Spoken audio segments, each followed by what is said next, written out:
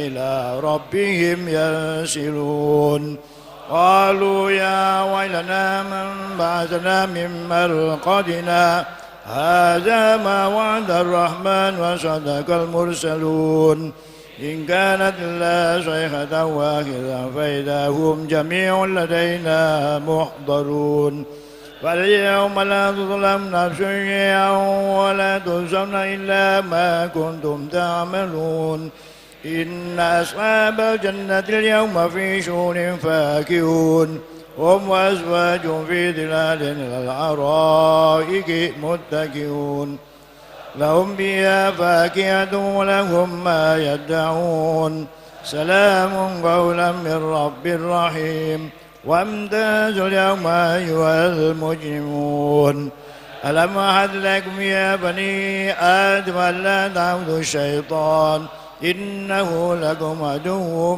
مبين وأن اعبدوني هذا صراط مستقيم ولقد أضل منكم جبلا كثيرا أفلم تكونوا تعقلون هذه جهنم التي كنتم توعدون اصلوها اليوم بما كنتم تكفرون اليوم نختم على أفواههم وتكلمنا أيديهم وتشهد أرجلهم بما كانوا يكسبون ولو نشاء لطمسنا على أعينهم فاستبقوا الصراط فأنى يبصرون ولو نشاء لمسخناهم على مكانتهم فما استطاعوا مضيا ولا يرجعون ومن نعمر نكس في الخلق أفلا يعقلون وما علمناه شعرا وما ينبغي له إن هو إلا ذكر وقرآن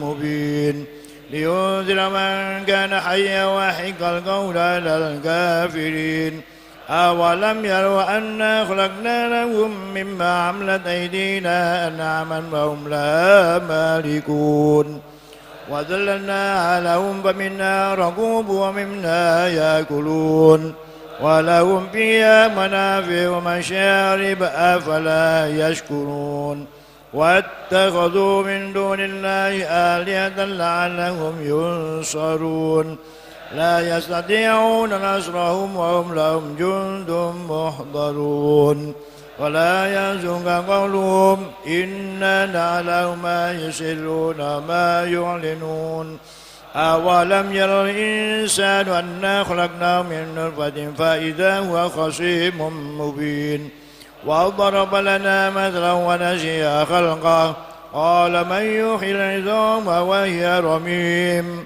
قل يحيي الذي أنشأها أول مرة وهو بكل خلق عليم الذي جعل لكم من الشجر الأخضر نارا فإذا أنتم منه توقدون أوليس الذي خلق السماوات والأرض بقادر على أن يخلق مثلهم بلى وهو الخلاق العليم إنما أمره إذا أراد شيئا أن يقول له كن فيكون فسبحان الذي بيده ملكوت كل شيء وإليه ترجعون بسم الله الرحمن الرحيم الحمد لله رب العالمين اللهم صل وسلم على محمد اللهم إنا نستغفرك ونستهديك أدياننا وعبادنا وأنفسنا وأنا كل شيء أعطيتنا اللهم اجعلنا وإياهم في كنفك وأمانك وعيادك من كل شيء مريد وجبارنا عن وديع بغي وديع حسد من شر إنك على كل شيء قدير اللهم جملنا بالعافية والسلام وحققنا بالتقوى الاستقامة وأعدنا من موجبات النعمة في الحال والمال إنك سميع الدعاء اللهم اغفر لنا ولوالدينا ووالدنا وأستاذنا وأصحابنا في الدين وأصحابنا ولمن أحبنا فيك ولمن أحسن إلينا ولجميع المؤمنين والمؤمنات والمسلمين والمسلمات يا رب العالمين وصل اللهم عبدنا محمد وصحبه وسلم وارزقنا كمال المتاب له الله بخير وعافية وسلامة برحمتك يا أرحم الراحمين وصلى الله على سيدنا محمد وصحبه وسلم والحمد لله رب العالمين.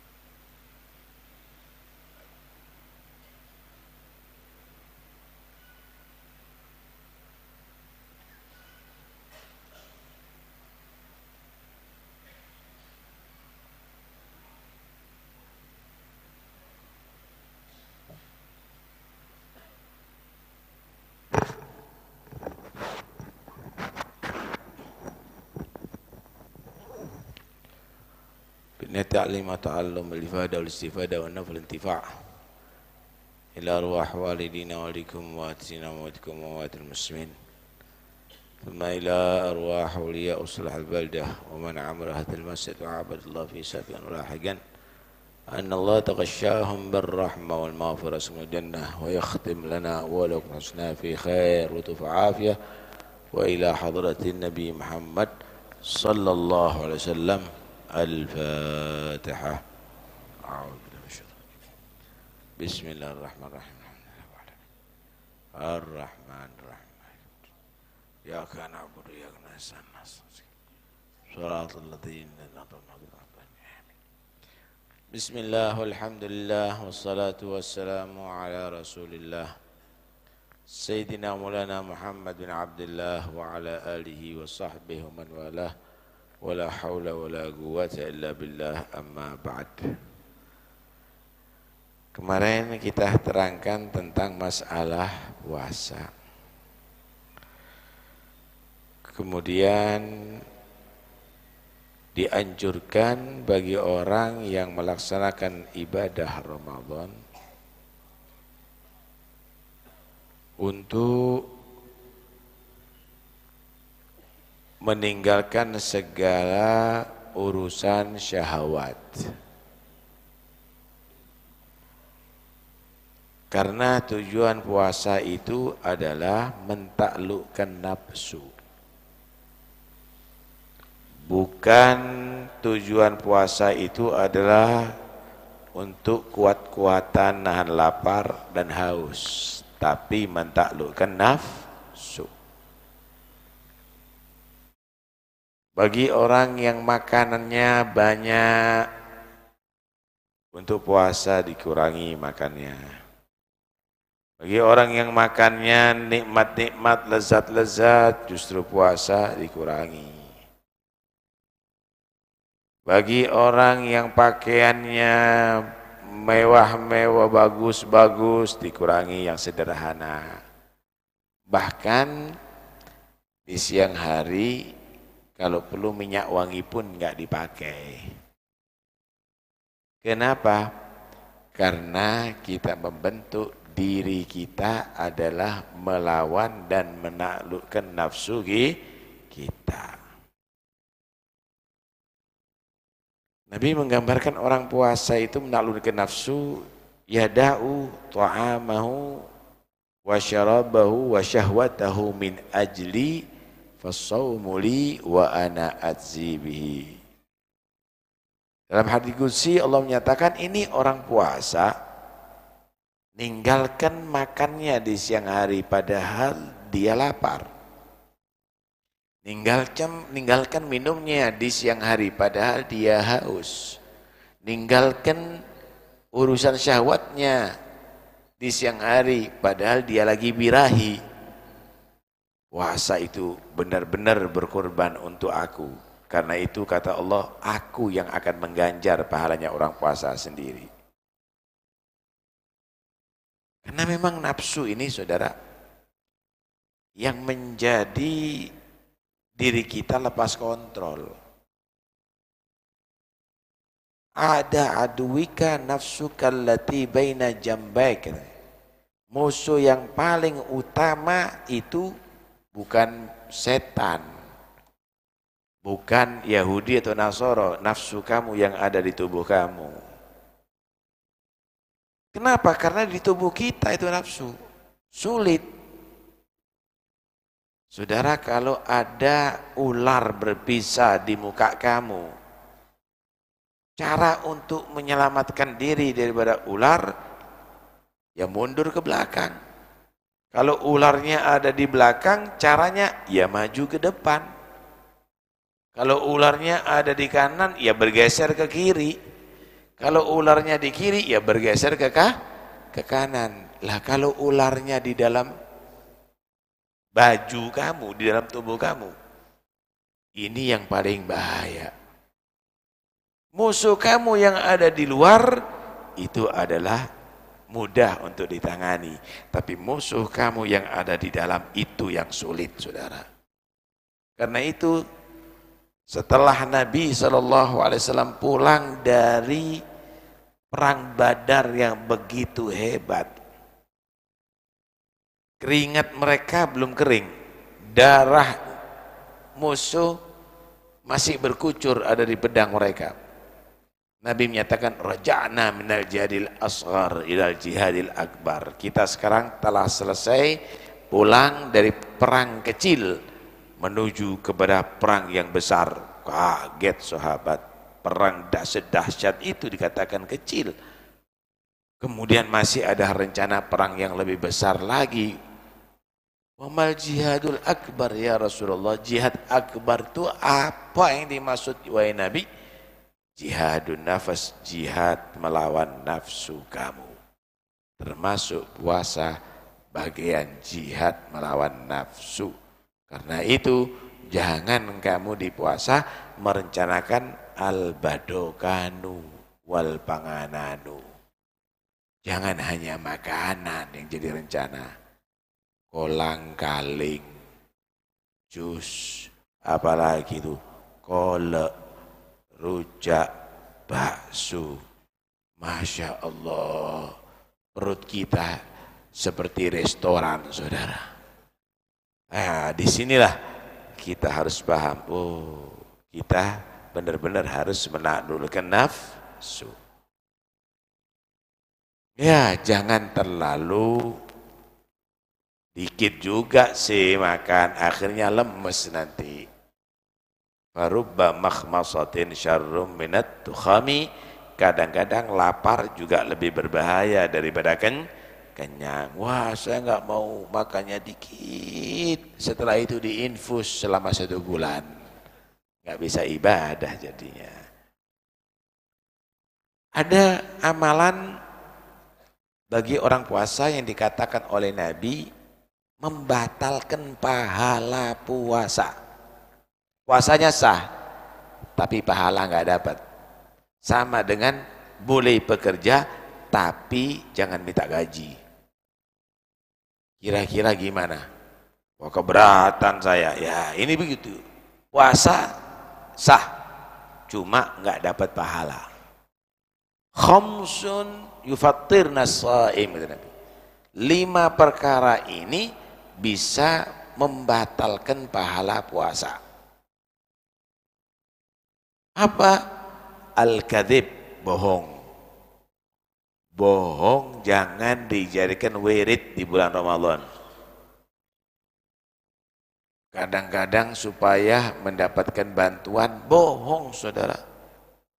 Bohong itu bisa dengan lisan, bohong itu juga bisa dengan perbuatan.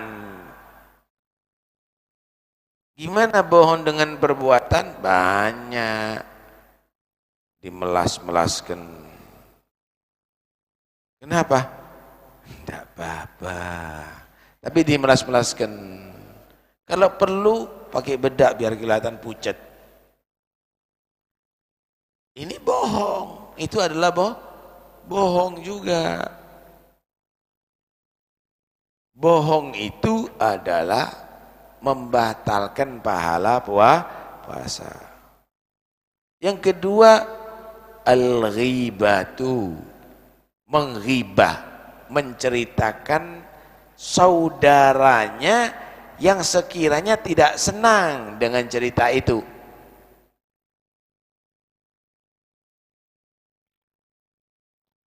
Bisa dengan lisan. Misal nih, oh kulitnya, warnanya, ukurannya cuma beberapa senti. Itu lah, ini menghibah. Loh, saya bukan ghibah, itu kenyataannya. Ya kalau kenyataan itu namanya ghibah, karena dia nggak seneng kamu ceritakan begitu. Kalau nggak kenyataan namanya fitnah. Ada juga lewat tulisan, saya nggak ngomong loh ya, tapi lewat tulisan di-share misalnya. Itu termasuk bagian daripada ghibah. Ada ghibah lewat perbuatan. Kelihatan misalnya ada orang jalannya cacat, misalnya ditirukan. Paham ya? Itu ghibah itu. Itu menghibah itu namanya. Karena itu semuanya menghapus pahala puasa. Yang ketiga, an-namimah, adu domba. Ente manusia jangan seperti domba, mudah diadu. Apa adu domba? Ucapan orang kamu ceritakan kepada yang lain untuk terjadi permusuhan, untuk terjadi pertikaian. Nggak boleh. Lah saya jujur. Jujurnya kamu itu mengadu domba, terus bohong. Bohong kalau untuk mendamaikan, bukan bohong. Laisa bikadzab man yuslihu baina itsnain, kata Nabi. Tidak dinyatakan bohong kalau tujuannya untuk mengislah, mendamaikan dua orang yang lagi bertikai. Nah, tugasnya umat Islam jangan musuh-musuhan, bergabung untuk saling memusuhi, jangan mau. Kalau ada yang ngajak begitu, jangan mau. Innamal mu'minuna ikhwah. Hanya saja orang beriman itu adalah satu saudara. Tapi pasti ada senggolan, benturan. Fa aslihu baina akhawaikum. Maka damaikan antara dua saudara kamu yang lagi bertikai, bersinggungan. Begitu umat Islam. Kok belo-beloan, ngegrup sana ngegrup sini untuk saling bermusuhan? Bukan demikian umat Islam. Dan jangan percaya kalau ada orang menceritakan kejelekan orang lain kepada kamu dengan mendukung kamu, jangan percaya. Iya Ustadz, memang ulama itu, Ustadz itu, dai itu begini, nggak seperti panjenengan dengan Ustadz. Jangan tertipu kamu. Ini orang, kalau sekarang dia menceritakan orang itu kepada Anda, sebentar lagi Anda akan diceritakan kepada orang lain. Manammalak namma alaik, siapa orang yang menukil omongan orang dibawa kepada kamu dalam bentuk seakan-akan mendukung dan mencintai kamu, sebentar lagi omongan kamu akan dinukil dan diceritakan kepada orang lain untuk menjelekkan kamu. Awas, hati-hati. Yang ke berapa? 4. Al-yaminul kadhibah, sumpah palsu. Wow, ahli kalau sumpah dibuat wirid. Demi Allah, saya ini kulaannya sekian koro padahal. Sumpah tadi, wallahi, ya, disambar beledek anak. Tadi ada yang menawar sekian. Ente nggak perlu sambar beledek, sambar neraka ente kalau begitu. Al-yaminul kadhibah, jangan hanya karena ingin untung 50.000, 100.000. Kalau perlu 1 juta, 2 juta, 10 juta, kamu pakai sumpah palsu. Jangan. La tattakhidullah urdatan li aimanikum. Jangan jadikan Allah itu hanya sekedar seperti barang untuk kamu perdagangkan supaya laku. Jangan, hormati nama Tuhan. Yang kelima, an-nadhar bisyahwah. Melihat perempuan walaupun halal istrinya dia di siang hari dalam keadaan berpuasa, itu adalah termasuk bagian yang menghapus pahala puasa. Apalagi melihat yang lain yang bukan mahram. Masya Allah. Karena itu jaga itu semuanya. Di zaman Nabi pernah ada 2 perempuan, dia puasa. Sahur seperti yang lainnya, niat seperti yang lainnya. Cuma ada di waktu duha, perutnya nggak kuat nahan lapar. Maka 2 orang ini merintahkan 1 orang laki, budaknya datang kepada Nabi untuk meminta izin berbuka puasa karena nggak sanggup menahan laparnya. Datang ya Rasulullah, si fulanah sama si fulanah, 2 wanita itu nggak kuat meneruskan puasanya, minta izin untuk batal karena nggak mampu. Kata Nabi, dia nggak puasa. Loh iya, iya nggak puasa. Sampaikan, wah kamu ngawur, katanya Nabi, dua-duanya kamu nggak puasa. Demi Tuhan saya puasa, kata dia.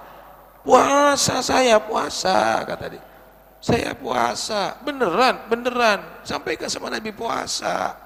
Datang, enggak Nabi puasa, yakin puasa. Tidak puasa, karena dia sudah berbuka. Enggak percaya, diambilkan timba sama Rasulullah. Bawa ini timba, suruh ngelihat ke timba ini. Nanti akan keluar dari mulutnya apa yang ia sudah rasakan. Dilihat timbanya, nek itu dua perempuan. Keluar muntah, keluar daging busuk. Kaget, ya Allah, saya sahur kurma kok keluar daging ya. Ibarat orang Jawa, loh pecel kok metu sate. Sampaikan sama Nabi, kena penuh itu bak. Disampaikan sama Rasulullah, iya, dia puasa tidak makan yang halal, tidak minum yang halal, tidak meninggalkan itu semuanya, tapi dia makan yang haram. Apa? Menghibah saudaranya. Menghibah saudara itu digambarkan dalam Al-Quran seperti orang yang sadis. Wala yaghtab ba'dukum ba'dha ayuhibbu ahadukum an ya'kula lahma akhi maitan fakarihtumu. Jangan saling menghibah, menceritakan saudaranya dengan hal yang tidak senang mereka ketahui cerita kamu. Tidakkah kamu merasa jijik kalau kamu memakan bangkai daripada saudara kamu yang mati? Kira-kira kalau kamu melihat ada satu orang menikmati bangkai mati, dikrokoti misalnya, sadis bener itu orang, kanibal tuh. Kanibal ini. Begitulah juga kejelekan saudaranya, kekurangan saudaranya, dia menikmati, sadis itu orang. Ditunjukkan oleh Allah lewat Nabi Muhammad, mukjizatnya Nabi yang keluar beneran daging-daging yang busuk, ibarat pemakan bangkai daripada saudara yang ia ghibah. Penghibah itu berdua perempuan. Itu hati-hati ya. Kemudian bagi yang mampu, hendaknya dia tadi itu memberi buka orang yang puasa. Dalam satu hadis, man fattara sha'iman kana lahu mithlu ajrihi min ghairi an yanqusra min ajrihi syai'a. Siapa orang yang ngasih buka orang yang puasa, maka dia akan mendapatkan pahala orang yang dikasih buka puasa tanpa mengurangi pahalanya dia. Saya ngasih kamu buka puasa, pahala yang kamu lakukan puasa tadi itu dan ibadah dalamnya, saya juga mendapatkan pahalanya dan tidak mengurangi pahala kamu yang saya kasih buka puasa. Bisa dibayangkan kalau 100 orang, bisa dibayangkan kalau 1000-an orang. Masya Allah, yang punya duit buat kesempatan ente, tapi yang halal.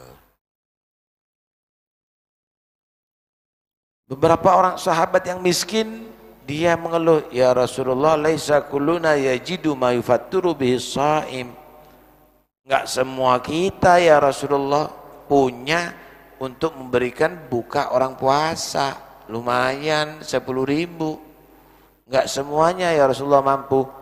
Walau bitamrotin au jar'ati ma'in au madghati labanin. Itu enggak harus satu paket nasi, satu bungkus nasi, roti, walaupun dengan satu kurma, walaupun dengan satu tegukan air, walaupun dengan beberapa rasa daripada susu. Artinya kamu hendaknya berkhidmat sama orang puasa. Latenono orang puasa itu orang yang beribadah kepada Allah, diladeni. Buatkan di situ misalnya berikan kurma, bagi-bagi kurma. Nanti dibuatkan misalnya es buah, begitu. Khidmat sama orang puasa. Coba bagi-bagi rokok. Khidmat sama orang puasa, pahalanya besar, saudara. Kemudian Nabi SAW juga berpesan begini. Aktsiru fihi min arba'i khisal. Perbanyaklah di bulan Ramadan ini selain baca Quran, tarawih dan lainnya, perbanyaklah di dalam Al-Quran ini 4 hal. Perbanyaklah 4 hal.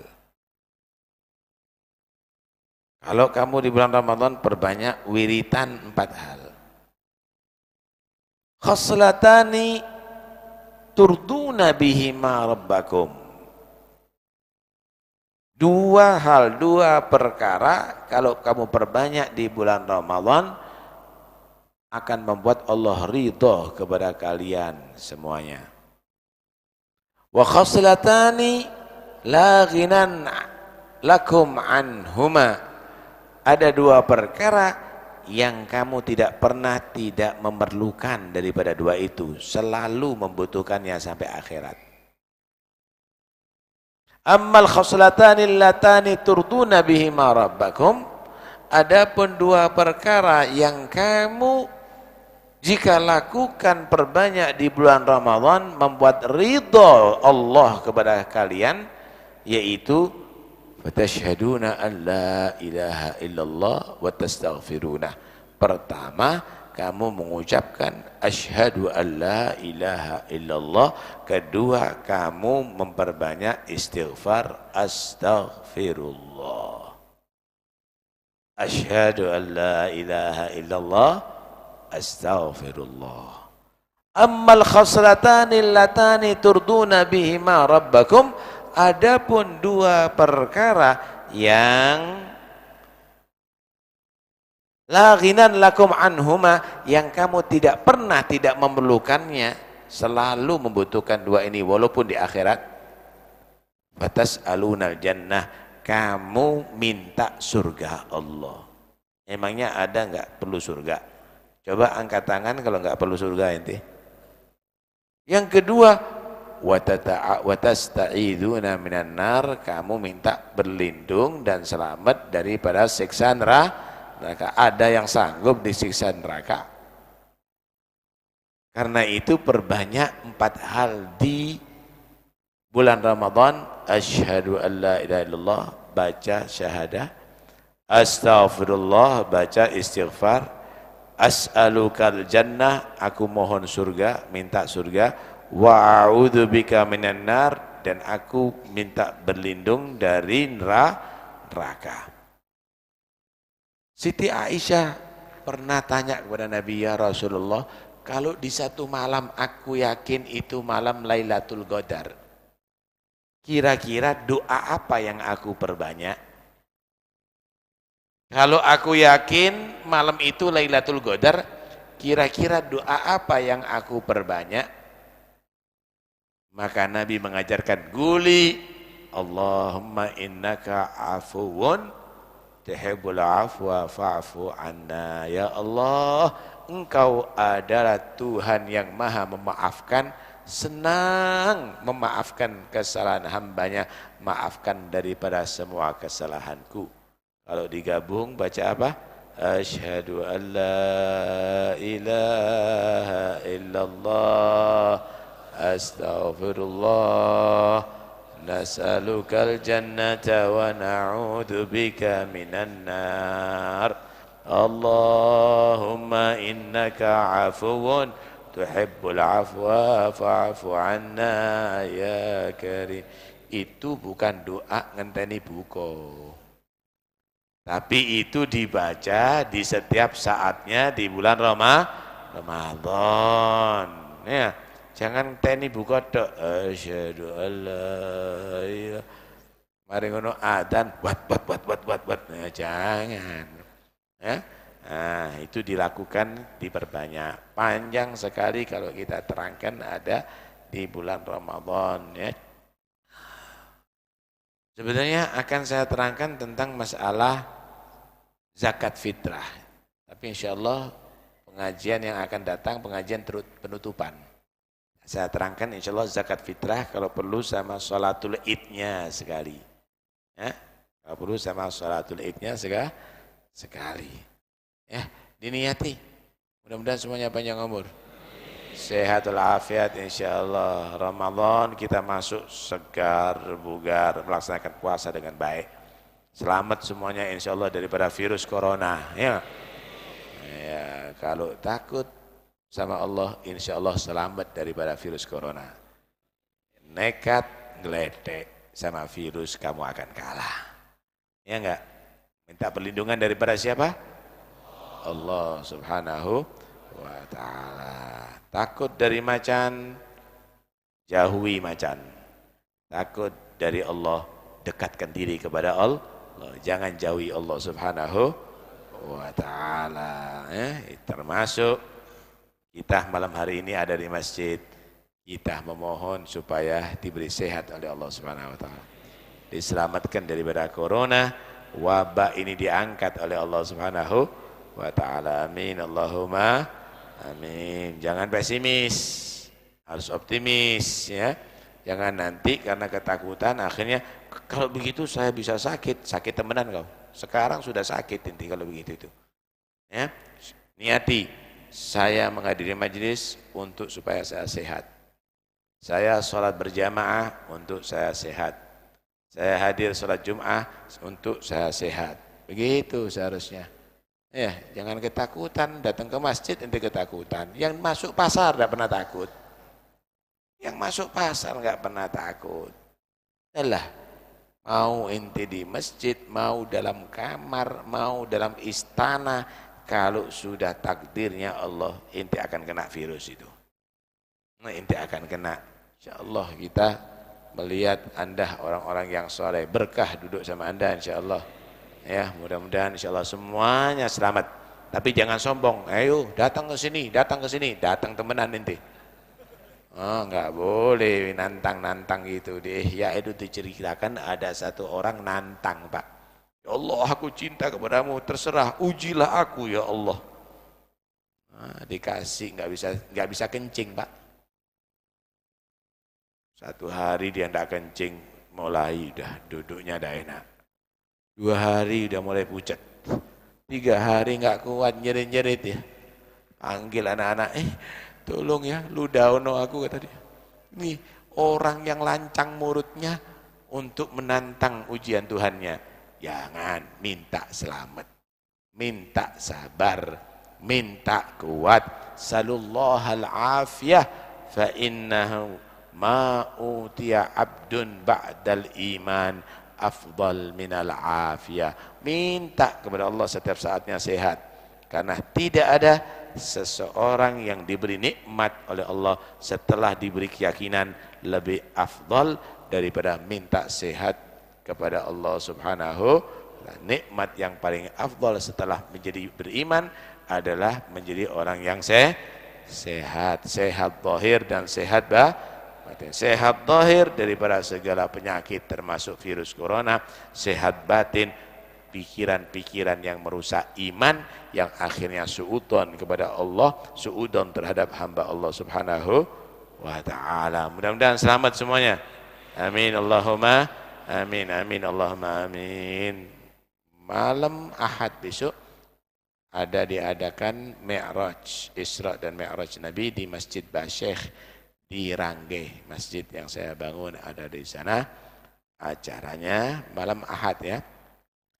Jam 4:30 sore akan diadakan Khatam Bukhari, Tajridus Shari.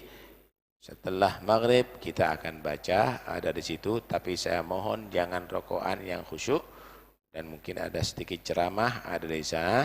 kemudian sholat isya berjamaah. Mudah-mudahan tidak hujan ya, mudah-mudahan sampean bisa hadir. Kalaupun hujan ya nggak apa-apalah ya, kita bukan dihujani peluru tapi dihujani air. Mudah-mudahan jadi peluntur daripada virus corona. Amin ya rabbal alamin. Al-Fatihah.